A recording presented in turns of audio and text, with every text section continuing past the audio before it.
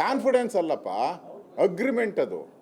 ಹಾಂ, ಇದು ನೋಟ್ರಿ ಮುಂದೆ ಮಾಡಿರೋದಲ್ಲ, ಸಬ್ ರಿಜಿಸ್ಟರ್ ಆಫೀಸಲ್ಲಿ ಮಾಡಿರೋದು. ಅವ್ರ ಮುಂದೆ ರಾಹುಲ್ ಗಾಂಧಿ ಮುಂದೆ.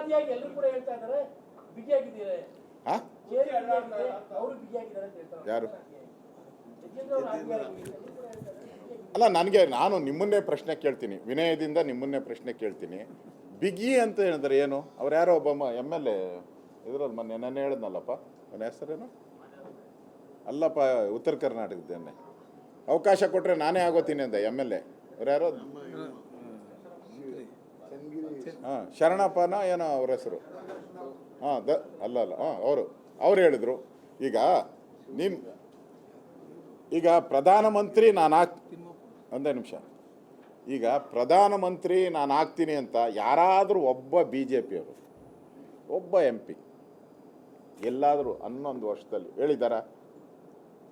ಅಟಲ್ ಬಿಹಾರಿ ವಾಜಪೇಯಿ ಅವರಿದ್ದಾಗೂ ತಗೊಳ್ಬೇಕಾದ್ರೆ ಒಬ್ಬರು ಹೇಳಿದಾರ? ಯಾರೂ ಹೇಳಿಲ್ಲ. ಇಲ್ಲಿ ಪರಮೇಶ್ವರು, ನಾನು 2 ಸರಿ ರಾಜ್ಯದ ಅಧ್ಯಕ್ಷನಾಗಿದ್ದ, ಹೈಯೆಸ್ಟು ಅಧ್ಯಕ್ಷನಾಗಿದ್ದು ನಾನು ಆಗಲೇಬೇಕು, ಅವಕಾಶ ಕೊಡಿ ಅಂತ ಅವರೊಂದು ಅರ್ಜಿ ಇಟ್ಟಿದ್ದಾರೆ.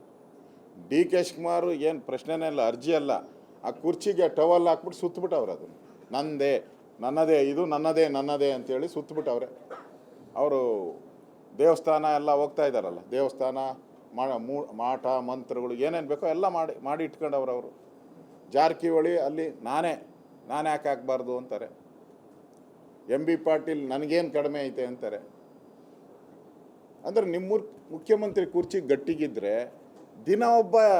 ಪ್ರತಿದಿನ ಒಬ್ಬರು ಹೇಳ್ತಾರಲ್ಲ, ನಾನು ಮುಖ್ಯಮಂತ್ರಿ ಯಾಕೆ ಹೇಳ್ತಾವ್ರೆ?